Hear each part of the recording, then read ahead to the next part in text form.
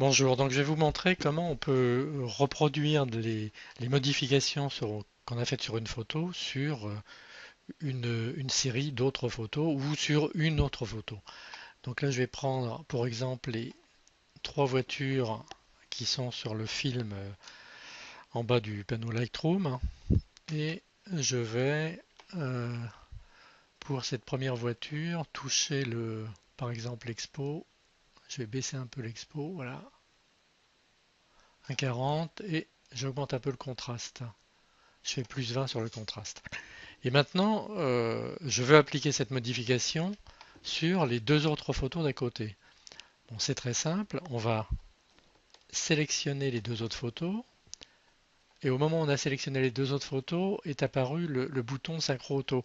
Alors je suis peut-être allé un peu vite, je vais désélectionner. Alors voilà, je resélectionne la première photo.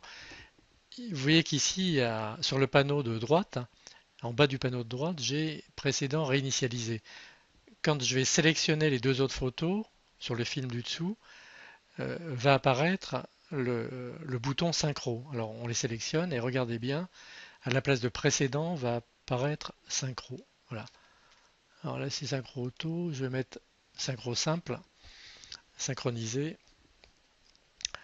Euh, si je clique sur synchroniser, voilà. Bon, il y a un panneau de sélection qui apparaît. Je vais désélectionner pour repartir à zéro, hein, parce qu'en général c'est le panneau précédent qui réapparaît. Et j'ai fait des modifications uniquement dans tonalité simple, hein, puisque j'ai touché à l'expo et au contraste, hein. Donc je ne coche que ça. En version du processus, il faut toujours que ça soit coché. Et là, je vais cliquer sur synchroniser et vous allez voir les modifications s'appliquer aux deux autres photos. Alors regardez bien le film en dessous, je clique sur synchroniser. Voilà. Bon, là c'est un peu brutal, hein, là, puisque j'ai bien diminué l'expo. Et puis on va aller regarder expo moins 1,4 et contraste plus 20. Je regarde la deuxième photo, moins 1,4 plus 20, et la troisième photo, moins 1,4 plus 20. Donc bah, c'est nickel. Ça veut dire qu'on a synchronisé les modifications faites sur cette première photo sur les deux autres. Alors maintenant, je vais réinitialiser et je vais vous montrer une deuxième manière de procéder. Voilà. Alors, je clique sur la première photo et je sélectionne les deux autres. Donc la première photo sera ma référence. Et maintenant, je vais cliquer ici sur Synchro Auto. Et en faisant ça, toutes les modifications que je vais faire sur la photo de référence vont automatiquement être appliquées aux autres photos. Alors on va toucher l'exposition parce que ça se voit bien. Et je vais carrément y aller violemment. Je vais diminuer de 1,80.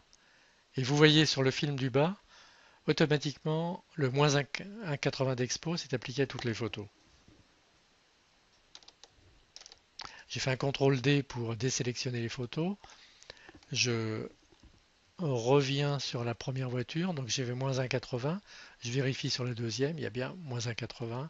Et sur la troisième, il y a moins 1,80.